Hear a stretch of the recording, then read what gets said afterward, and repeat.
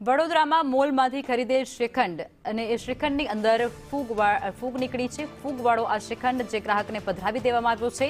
ગોત્રી સ્થિત બંસલ મોલમાંથી આ શ્રીખંડની ખરીદી કરવામાં આવી હતી। શ્રીખંડ ફૂગવાળો હોવાનો મહિલા દ્વારા આક્ષેપ મુકાયો છે। મહિલાએ મોલ સંચાલકને ફરિયાદ કરતાની સાથે તેને જવાબ પણ ન આપવામાં આવ્યો।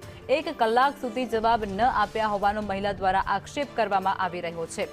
સંવાદદાતા કૃણાલ અમારી સાથે જોડાયા છે। કૃણાલ, મોલમાંથી ખરીદેલો શ્રીખંડ એની ગુણવત્તા ખરાબ છે, તેની અંદરથી ફૂગ નીકળી છે અને મહિલાને મોલની અંદર જવાબ સુધા નહોતો આપવામાં આવ્યો। લગભગ સામાન્ય રીતે એક માનસિકતા છે કે તમે જો મોલમાંથી કોઈ પણ ચીજ વસ્તુ લેશો અને ખાસ કરીને આરોગ્યવાળી ચીજો લેશો તો તેની ગુણવત્તા સારી હોય છે, આ માનસિકતા છે। પરંતુ એ માનસિકતા સાચી જ હોય તેવું નથી, કારણ કે ગોત્રી સ્થિત બંસલ મોલમાં એક મહિલાએ શ્રીખંડની ખરીદી કરી હતી અને આ શ્રીખંડનું જે બોક્સ છે તે ખોટા તેમાં ફૂગ હોવાની સામે આવી હતી।